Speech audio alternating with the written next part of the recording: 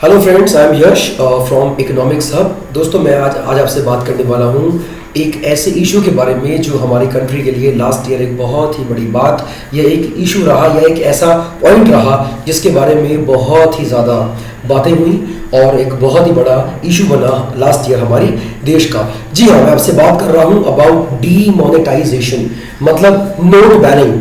हम सब जानते हैं कि लास्ट ईयर हमारी कंट्री के अंदर 500 और 1000 का नोट्स बैन किए गए थे। लेकिन ये जो बात है हमारी कंट्री के लिए तो एक बहुत बड़ी बात है ही है, लेकिन साथ ही ये बोर्ड के पॉइंट ऑफ व्यू से भी एक बहुत ही बड़ा इशू है जो वैल्यू बेस्ड क्वेश्चंस के रूप में आपके बोर्ड के एग्जाम्स के अंदर आने के चांसेस रखता है। भले ही इस साल आने की इतनी गारंटी शायद ना हो, लेकिन ये तो कंफर्म है कि अगले साल इस तरह के क्वेश्चंस आपके बोर्ड में जरूर पूछे जाएंगे। तो आइए फ्रेंड्स, अब बात करते हैं कि नोट बैनिंग का मतलब क्या होता है, मतलब what is the meaning of the term demonetisation, और इसके अलावा पीपीसी के ऊपर इसका इंपैक्ट क्या पड़ता है। तो हम स्टार्ट करते हैं इसकी मीनिंग के साथ। क्या लिखा हुआ है? Demonetisation is the act of banning और taking back of a currency, क्या लिखा है, unit of its status as a legal tender. इससे पहले कि हम इसका मतलब समझें, आइए हम जानते हैं व्हाट इज लीगल टेंडर। देखिए, लीगल टेंडर का मतलब होता है कि कोई भी एक ऐसी चीज जो कि गवर्नमेंट ऑफ इंडिया के द्वारा एम्पावर्ड है। यहां पे हम बात कर रहे हैं अबाउट पेपर करेंसी और कॉइन्स के बारे में, उन्हें लीगल टेंडर कहा जाता है। क्यों? क्योंकि वो कानूनी तौर पर legally they can be accepted to discharge the debt of any amount. वो कितना भी बड़ा डेट हो या ऑब्लिगेशन हो, उसको डिस्चार्ज करने के लायक होता है। क्यों? क्योंकि उसको ये लीगल पावर मिला है। कहां से? गवर्नमेंट ऑफ इंडिया से। तो फ्रेंड्स, लीगल टेंडर का मतलब क्या होता है? Empowered by the government of India, कि वो चीज जो है वो एक्सचेंज होने के लायक है, उसको एक्सचेंज करके ट्रांजैक्शन को कैरी करना पॉसिबल है। लेकिन जब नोट बैन किया गया तो उससे क्या हुआ? 500 और 1000 के नोट्स ने अपना लीगल टेंडर का स्टेटस खो दिया। मतलब now they can not be exchanged, उसे एक्सचेंज नहीं किया जा सकता। ये मतलब होता है कि इसका डीमोनेटाइजेशन का मतलब नोट बैन कर दिए, उससे पावर ले ली, अब उसमें एक्सचेंज होने की पावर नहीं बची। तो अभी हमने इसका मीनिंग जाना कि इसका मतलब क्या होता है। अभी जो मेन बात है वो ये है कि इकोनॉमी के ऊपर इसका इंपैक्ट क्या पड़ेगा। दोस्तों, सिर्फ पीपीसी की बात नहीं है। अगर मैं आपसे ये कहूं कि सिर्फ पीपीसी पर ही इसका असर पड़ेगा तो ऐसा नहीं है। इकोनॉमी बहुत बड़ी होती है जिसके अंदर पीपीसी सिर्फ आपका एक छोटा सा कॉन्सेप्ट है। लेकिन फिलहाल जो आज की वीडियो है इसके अंदर मैं आपसे सिर्फ पीपीसी के ऊपर इंपैक्ट की बात करूंगा, और इसके बाद बहुत सारी इस तरह की वीडियोस में अपलोड और भी करूंगा जिसके अंदर मैं आपको ये चीज एक्सप्लेन करूंगा कि इकोनॉमी के बाकी सेक्टर्स पे या बाकी जो एस्पेक्ट है उसके ऊपर नोट बैनिंग का इंपैक्ट क्या पड़ता है। देखिए, यहाँ पे बात लिखी हुई है, इंपैक्ट ऑन इकोनॉमी।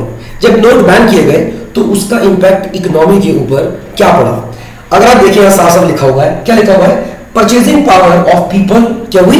कम हो गई। क्या लिखा है? रिड्यूस्ड। जब नोट बैन किए गए तो उससे क्या हुआ? लोगों की परचेजिंग पावर कम हो गई। कम क्यों हुई? क्योंकि 500 और 1000 के नोट्स जो अभी तक उनके पास रखे थे, अब उनमें पावर नहीं रही एक्सचेंज होने की। तो मतलब क्या हुआ? कहने का कि एक तरह से उनकी इनकम का स्तर कम हो गया, वो पेपर ही रह गए, उनमें अब कोई पावर नहीं थी। तो एक तरह से पब्लिक की डिस्पोजेबल इनकम कम हो गई। और हम सब जानते हैं इकोनॉमी के अंदर जब कंज्यूमर की डिस्पोजेबल इनकम कम हो जाती है तो उससे क्या होता है? हर चीज की डिमांड, गुड्स एंड सर्विसेज की डिमांड कहीं ना कहीं कम हो जाती है। देखिए, इसके बाद लिखा हुआ है, क्या लिखा है? Consumption will be reduced. जब नोट बैन किए गए, जब परचेजिंग पावर कम हो गई पब्लिक की, तो उससे क्या हुआ? कंजम्पशन भी लोगों का क्या हो गया? कम हो गया। यहां कंजम्पशन वर्ड का मतलब क्या है? गुड्स और सर्विसेज की डिमांड पब्लिक ने कम करनी स्टार्ट कर दी। क्यों? क्योंकि उनके हाथ से करेंसी चली गई या बेकार हो गई। उनके पास तो थी, लेकिन अब जब तक वो बैंक के थ्रू एक्सचेंज ना होती, नए नोट्स के थ्रू, तब तक वो करेंसी किसी काम की नहीं थी, वो एक्सचेंज नहीं होती। तो इससे क्या हुआ? कहीं ना कहीं पब्लिक की डिस्पोजेबल इनकम पे उसका फर्क पड़ गया। और जब डिस्पोजेबल इनकम कम हो गई तो गुड्स एंड सर्विसेज की डिमांड ऑटोमेटिकली कम हो गई। इससे क्या हुआ? जब गुड्स एंड सर्विसेज की डिमांड कम हो गई तो क्या हुआ?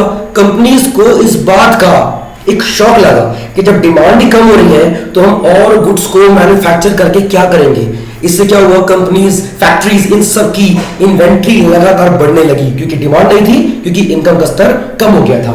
इसके बाद क्या हुआ, और जब डिमांड कम हो गई तो गुड्स एंड सर्विसेज बनने बंद हो गए या कम हो गए। इससे क्या हुआ, जीडीपी फॉल हो गया।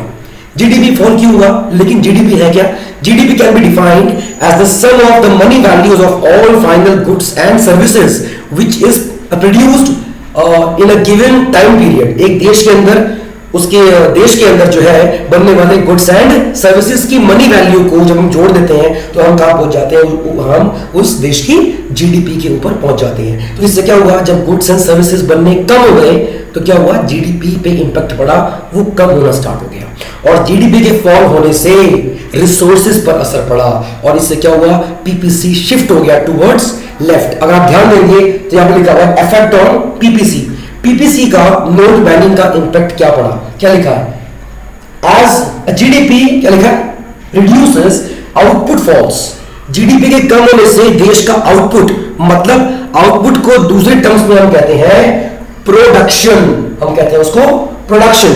तो क्या हुआ, जब जीडीपी कम हुआ तो आउटपुट भी फॉल हो गया और आउटपुट की फॉल होने से क्या हुआ, economic growth comes down, means a leftward shift in the PPC due to decrease in output, resources decreased. और जब रिसोर्सेज कम हो गए, और हम सब जानते हैं कि रिसोर्सेज की कमी की वजह से पीपीसी शिफ्ट करता है टुवर्ड्स लेफ्ट। तो इससे क्या हुआ, रिसोर्सेज कम होने की वजह से आउटपुट फॉल हो गया और जब आउटपुट फॉल हुआ तो जीडीपी कम हो गया। तो दोस्तों कहने का मतलब यही है, 100 बात की एक बात, इसका इंपैक्ट हमारी कंट्री की इकोनॉमी पे कुछ समय के लिए अच्छा नहीं पड़ा। हो सकता है कि आगे आने वाले टाइम में ये बहुत ही अच्छा प्लान साबित हो, लेकिन फिलहाल के लिए इकोनॉमी ने सफर किया बहुत बड़े स्तर पे, बहुत बड़े स्केल पे।